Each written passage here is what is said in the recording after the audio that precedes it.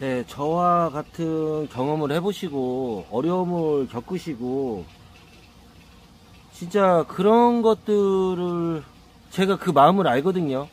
그러기 때문에 그분들이랑 이런 노하우를 공유하고 싶고, 아무튼 제 팬이 되어 주십시오. 예, 제 팬이 되어 주시면 진짜 열심히 하겠습니다. 그리고 영상 끝까지 봐주시고요. 굉장히 좋은 내용들이 많으니까요. 영상 끝까지 봐주시고 저의 진정성이 느껴지신다면 뭐 많이 부탁도 안 하겠습니다. 제 팬이 되어주시고 좋아요 한 번씩만 눌러주세요. 예, 방금 전에 구독자분한테 전화가 왔는데요. 예, 일액이 있다고 해서 뭐 물을 잘 빨아먹는다 그렇게 얘기를 하시더라고요. 그리고 일액 현상이 일어나는 거는 농가에서도 물을 잘 빨아먹어서 일액 현상이 나는 거다, 좋은 거다 라고 얘기를 하셨다고 합니다. 그게 정말 좋을까요? 빠르게 설명드리겠습니다. 일액 현상 안 좋은 겁니다. 적으로 말씀드리면 일액 현상이 일어나면 특히 잿빛 곰팡이가 많이 일어납니다. 그리고 토마토 같은 경우는 미세열과라든가 열과 현상이 일어나고요. 일액 현상은 어떻게 일어나냐? 큰 틀에서 보면 물이 많아서입니다. 함수율이 많다 하는 거는 뿌리 근권 이씨가 낮다는 거고요. 그리고 태수 이씨도 낮다는 거예요. 예, 급수 이씨가 만약에 예를 들어서 3.0인데 태수 이씨도 거의 비슷하게 나온다는 거죠. 그러면은 퇴수 시간도 굉장히 짧아질 거고요. 물이 많기 때문에 물을 넣자마자 물이 빠져나오는 거죠. 예, 물이 많기 때문에 물을 넣자마자 물이 빠지는 형태. 그러니까 배진의 함수율이 높다는 거예요. 예, 더 정확하게 세밀하게 들어가면 공급 이씨가 3.0인데 퇴수 이씨가 3.0이다. 별 차이가 없다. 일액이 일어나는데 그게 문제가 뭐냐면 잘 빨아먹어서 일액이 나오는 게 아니고 그 공급 이씨와 퇴수 이씨의 차이가 적기 때문에 델타 이씨라고 하거든요. 차이가 적으면 적을수록 삼투압에 의해서 뿌리 근압이 높아집니다.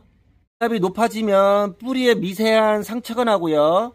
천한 곳에 푸사리움이라든가 이런 토양 병원균이 이게 달라붙겠죠. 청고병이 일어나기 쉽습니다. 그럼 뿌리가 마탱이가 가겠죠. 마탱이가 간단 말입니다. 뿌리가. 입처진 현상이 언제 일어나냐? 초철에는 그렇게 일어나지가 않아요. 그런데 한 2월 말 3월 초 정도가 되면 광량이 늘어나겠죠. 뿌리가 맛이 갔어요. 그러면은 그 광량에 의해서 증산을 해야 되는데 뿌리에서 물을 못 빨아당기는 거죠. 상층부는 증산량이 많아져서 물을 더 많이 필요하는데 뿌리에서 받아치지를 못하니까 다 위조 현상이 일어나고 몇 번씩 지속되면서 병도 오고 청고병도 오고, 일액이 일어나면 이 가장자리에 물기가 있잖아요. 일액이 맺힌단 말이에요. 거기가 잎 주위는 또 상대수도가 높기 때문에 잿빛 곰팡이가 작살나게 옵니다. 물론 물을 잘 먹는 게 아니고요. 일액 현상은 어떻게 보면 하나의 그 사인이에요. 사인. 식물체가 나 물이 많다. 정확히 말하면 공급 이씨와 퇴수 이씨의 차이가 적기 때문에 나 지금 뿌리가 마탱이가 가려고 한다. 그런 사인이란 말이에요. 네, 그런 거를 가지고 물을 잘 먹는다. 주변 농가에서 물을 잘 먹는다. 그러니까 좋은 거다라고 이렇게 얘기하시는 분들이 많아요. 이렇게 열을 내면서 하는 이유는 저도 일액이 좋은 줄 알았어요. 맨 처음에. 공부하다 보니까 일액은 진짜 치명적인 거예요. 하나의 진짜 시발점이 된 거죠. 쉽게 얘기하면 우리 집 전체가 불이 타는데 하나의 성냥개비 하나의 불씨란 말이에요. 그게 벌써 시작이 된다는 말이죠. 그렇게 시발점이 돼가지고 뭐 이불에 붙고 뭐에 붙고 해서 집이 홀라당 다 탄단 말이에요. 홀라당. 근데 일액이 좋다? 진짜 잘못된 정보입니다. 열매에 미세열과라든가 잿빛 곰팡이가 붙고, 특히 오이 같은 경우는 잿빛 곰팡이가 붙고 끝이 이렇게 먹어 들어가는 균핵병이 붙고, 예, 거기에 녹균병까지 심하게 오죠. 자, 오이한테는 녹균병이 굉장히 치명적인 걸 다들 아실 거예요. 네, 오이 끝이 물러져 가지고 거기에 뭐 잿빛 곰팡이가 붙고, 곰팡이 같은 경우는 죽은 조직에서 또 착화가 돼서 문제가 생기죠. 쉽게 얘기하면 사람으로 말하면 합병증이에요. 진액병이 있어가지고 뭐 문제가 생기거나 아니면은 잎이 뭐 죽는다거나 그러면 그 다음에 붙는 게 잿빛곰팡이거든요. 그거는 상대 습도가 90% 이상일 때, 환기를 잘 안 했을 때. 자, 지금 일액이 일어나면은 잎 주위에 습도가 물이 맺혀서 습도가 높겠죠. 그러면 이 잎 공간에 습도가 높단 말이에요. 그런데 환기를 잘 안 해준단 말이죠. 겨울철에는. 그래서 일액 증상은 공급에 의한 그러니까 물 공급을 잘 못한 결과라고 보시면 돼요. 그러니까 뭐 이게 좀 복잡하긴 한데 쉽게 얘기해서 물이 많고 그 물이 많으니까 이 델타 EC에 대한 그러니까 공급 EC와 태수 EC의 차이가 너무 적으니까 그거로 인해서 뿌리 근압이 높아지고 뿌리 근압이 높아지니까 거기서 이제 미세 상처가 나고 그러니까 얘네 이파리들의 이 가장자리가 일액 현상이 일어난다는 거죠. 그러면은 그 다음에 일어나는 현상은 여기 주위에 습도가 많고 환기를 제대로 안 했을 때 잿빛곰팡이가 올 확률이 굉장히 높다는 거예요. 일액 현상이 일어난다는 거는 그 다음에 잿빛곰팡이가 온다는 어떻게 보면은 하나의 사인이라는 거예요. 사인. 예, 그리고 열매 쪽으로 보면 미세 토마토 같은 경우는 미세혈과가 일어날 거고요. 오이 같은 경우는 이제 균핵병이라든가 아니면은 그 잿빛곰팡이가 또 붙어서 끝이 이게 썩고 상품화 가치가 없죠. 그리고 더 나아가면 어떤 현상이 일어나냐? 더 나아가서는 이제 뿌리가 점점점 마탱이가 가고 그리고 거기에 이제 푸사름이라든가 뭐 여러 가지 균들이 붙겠죠. 그러면 뿌리가 점점점 약해지고 맛이 갑니다. 그때에서 3월 이제 4월 광이 굉장히 좋아지면 지하 쉽게 얘기하면 모래 땅의 기초가 벌써 부식이 돼가지고 그 기초가 벌써 뭐 마탱이가 갔는데 그 위에 지상부가 와르르 무너지는 거예요. 쉽게 그냥 이게 비유가 맞는지는 모르겠지만 사상누각이라는 거예요. 모래 땅 위에 집 짓기예요. 기초가 별로 안 좋으니까 그냥 무너져 버린다는 거예요. 그래서 농장이 전멸이라는 거죠. 전멸. 저는 이런 거를 경험을 해봤어요. 아직도 일액이 좋다고요? 진짜 그거는 개소리입니다. 개소리. 잘못된 정보를 가지고 그리고 하나의 정보를 가지고 그거를 전체적으로 판단을 하는 게 농사는 아니잖아요.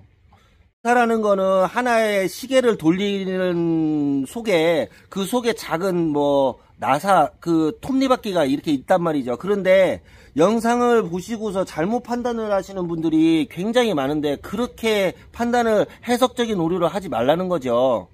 톱니바퀴 하나에 대한 거를 설명을 하는데 그것만 고치면 이 전체적인 시계가 잘 돌아가냐? 그렇지가 않죠. 얘가 무슨 문제가 생겼으면 그 옆에 맞물려 있는 톱니바퀴가 또 문제가 생기고 그거에 맞물려 있는 조금 더 큰 톱니바퀴가 문제가 생기고 그렇단 말이죠.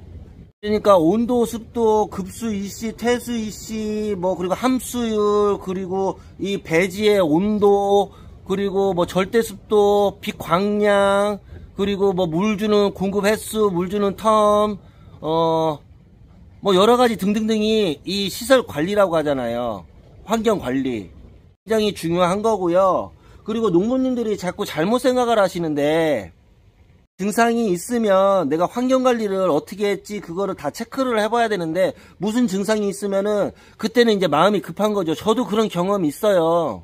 가장 빠른 방법을 찾으려고 노력을 하고 일단은 정답을 찾으려고 노력하고 그 다음에 내가 어떻게 했던 거를 이게 역추적을 안 해본단 말이죠. 그리고 가장 빠른 거를 찾기 위해서 어디를 찾아요? 농약사를 찾습니다. 농약사를 찾아서 뭐예요? 주변 분들한테 물어보고 어떤 영양제가 가장 좋아요? 어떤 영양제가 가장 좋아요? 어떤 영양제가 가장 좋아요? 그렇게 하신단 말이죠. 저 같으면 이제 저는 어느 정도 이제 알겠어요. 저 같으면 영양제 비싸요. 또 그런 비싼 거를 또 찾는단 말이에요. 아낌없이. 그리고 횟수를 7회로 넣으라고 뭐 일주일에 한 번씩 아니면 15일에 한 번씩 뭐 넣으라고 하는 예를 들어서 그렇게 있다면 급한 마음에 빨리 고치고 싶어서 3일에 한 번, 이틀에 한 번씩 넣는단 말이죠. 제발 그렇게 하지 마세요. 저 같으면 일액 현상이 있고 하면 일단은 물 주는 횟수라든가 뭐 이 함수율을 먼저 체크를 할 것이고요. 함수율 체크를 할 게 없으면 저울을 살 거고 같고 그리고 만약에 뭐 여러 가지 문제가 있어서 밤 온도가 좀 낮다 그러면은 저는 대포 같은 거 사겠어요. 대포 차라리 그렇게 해서 습도를 좀 야간 습도를 굉장히 낮춰주는 작업을 할 것 같아요. 저 같으면 이런 것들은 만의 생각이 아니고 공부를 하고 여러 가지 자문을 하고 하다 보니까 컨설팅 하시는 분들이 대부분 다 이런 얘기 해요. 그리고 우리는 농부는 판단을 잘 하셔야 되는 게, 좀 있으면 3월달 정도가 되고 이제 하면은 이제 광이 좋아진단 말이에요. 막 1500줄 이상 넘어가고, 지금도 이제 광 좋을 때는 1200줄 정도 나오거든요, 일사량이. 점점점 좋아지는데 이걸 살리려고 애쓰지 마시고, 저 같은 경우는 과감하게 살릴 것인지 새로 심는 게 빠를 것인지, 그래서 이거를 살려서 돈이 될 것인지를 먼저 판단하시고, 오이 같은 경우는 금방 크잖아요. 같은 경우는 이제 조금 밤온도도 조금 어느 정도 잡히고 낮 온도도 많이 올라가고 하는 시점, 한 3월 중순에 다시 심겠어요. 그냥 전에는 그 전에 문제점이 뭔지를 다 파악을 한 다음에 뭐 토양 수독을 하든 아니면은 배지를 바꿔야 되면 배지를 바꾸든 해가지고 빨리 새로 심는 게 돈 버는 지름길입니다. 그리고 겨울철에 아직도 광이 약한데 이제 뭐 다 고가라든가 이런 거를 놨는데, 제 영상에서 겨울철에는 오이 같은 경우는 뭐 젓가락하고 토마토도 마찬가지겠지만, 현재를 가장 비싼 걸 주고 하는 게 빠를까요? 아니면 젓가락을 하는 게 빠를까요? 얘 어미한테는 자손을 빨리빨리 제거를 해서 얘 몸을 추스리는 게 나아요. 쉽게 설명드리면, 자식이 많은 엄마들이 있잖아요. 뭐 다둥이 엄마들인가 이렇게 있는데, 애들 키우려면 내 생활, 내 건강을 뒷전으로 하고 자식 키우는데 열중을 한단 말이죠. 뭐 식물이랑 동물이랑은 다르겠지만, 일단은 엄마가 많이 힘들고 아픈데 자식들이 있어요. 케어할 수 있는 뭐 할머니라든가 할머니 집에 보내고, 뭐 고모 집에 보내고 이모 집에 보내고 해서 혼자 뭐 이렇게 좀 마음의 안정이라든가 뭐 육체적으로 더 건강한 거 먹고 혼자 냅두면 엄마는 금방금방 회복하거든요. 닌게루도 맞고. 어차피 식물은요, 자기가 힘들면 육아라든가 오이 같은 경우 고가를 시키고 육아를 시키고 낙과를 시킨단 말이에요. 네? 동물들은, 사람들은 자식을 키워서 헌신적으로 하지만 식물은 그렇지가 않아요. 자기가 살기 위해서 낙과를 시켜요. 낙과. 캐치하셔가지고 얘가 힘들구나라는 거를 빨리 캐치하셔야 되는데, 달린 열매가 아깝기 때문에 영양제를 줘서 어떻게든 키워보려고 하는데 나중에 다 고가가 된단 말이에요. 나중에 상품성이 없기 때문에 그거 따느니라고 아주 똥 빠집니다. 똥 빠져요. 그래서 중요한 거는 뭐냐, 농부님들이 조금 더 관심을 가지고 공부를 하셔야 된다는 거예요. 저도 주변만 말 듣고 막 이렇게 했는데, 공부를 하다 보니까 내가 이렇게 잘못 키웠구나 하는 거를 역초적으로 해서 잘못된 거를 개선을 해서 내 실력을 늘려야지, 무슨 정답만 찾듯이 뭐가 좋아요? 그러면은 거기에 마음이 급하니까 솔깃해 가지고 영양제 사고, 그거 했는데도 잠깐 안 들리니까 뭐 사고, 이렇게 해서 돈 낭비만 하지 마시고 마음고생 하지 마시고, 그리고 주변 분들이랑 저분은 뭐 실력 없어 이렇게 하지 마시고, 제 자신을 실력을 키워서 문제를 해결하셔야지, 뭐 남 탓 이렇게 할 거 없습니다. 이렇게 키운 거는 다 자신 탓이에요. 부모님들 반성하셔야 됩니다. 저는 반성을 많이 하고 공부를 스스로 많이 하고 있어요. 요즘에 부족한 점이 있으면 자신이 찾아야지, 그거를 뭐 연락처를 알려주세요 이런 거 절대 하지 마세요. 그냥 연락처를 제가 다시 말씀드리지만, 쉽게 얻어진 것은 머리에 남지도 않고 쉽게 잊어먹습니다. 내가 개고생해가지고 공부를 하건 아니면은 내가 진짜 그 연락처를 알기 위해서 이쪽 저쪽 수소문을 해서 연락처를 알았어요. 그러면은 그거를 굉장히 소중히 할 거란 말이에요. 노트에 적어놓던가 아니면 저장을 해놨던가 아니면 따로 뭐 어떻게 하든 하겠죠. 그리고 그거에 대한 내가 어렵게 얻은 거는 진짜 되게 소중히 관리하거든요. 그리고 더 찾아보고. 오늘의 결론은, 일액은 안 좋은 겁니다. 그리고 일액은요, 부수적으로 많은 병을 동반하는 첫 사인이라는 거, 그거 기억해 주시고요. 그래도 일액이 좋다, 그럼 물 듬뿍듬뿍 주세요. 듬뿍듬뿍 주시고, 그리고 함수를 높게 관리하셔서 한번 제 말이 뭔지 무슨 뜻인지 한번 직접 경험을 해보셔야 돼요. 그러면은 가장 빠르긴 해요. 충격이 팍 와야 뭔가 내가 부족함이 있다, 공부를 해야지, 아니면 일액이 뭔지 찾아보기라도 한단 말이에요. 제가 이렇게 목소리 높여서 이게 목 아프면서 얘기하는 이유는 안타깝기 때문에 그러고, 제가 경험을 해서 다 날려봤기 때문에 그래요. 예, 일액이 와서 진짜 뭐 균핵병도 와보고 잿빛곰팡이도 와보고 진짜 고가도 와보고 얘네 전멸시켜본 경험이 있기 때문에 멘탈이 하루에도 들락날락하고, 그리고 진짜 내 자신에 대한 불신, 그리고 자신감, 자존감도 많이 떨어지고, 이게 과연 잘 될까라는 의구심, 이런 것 때문에 하루에도 몇 번씩 멘탈이 나가고 진짜 스트레스 받고 그런 경험이 있기 때문에, 나아가서는 경제적인 게 굉장히 막혀서 진짜 밥 한 끼 먹을 정도 돈도 없고, 진짜 이쪽 저쪽에서 전화 오고 막 빚쟁이들한테 전화 오고, 진짜 이 스트레스를 경험을 해보지 않은 사람은 모를 거예요.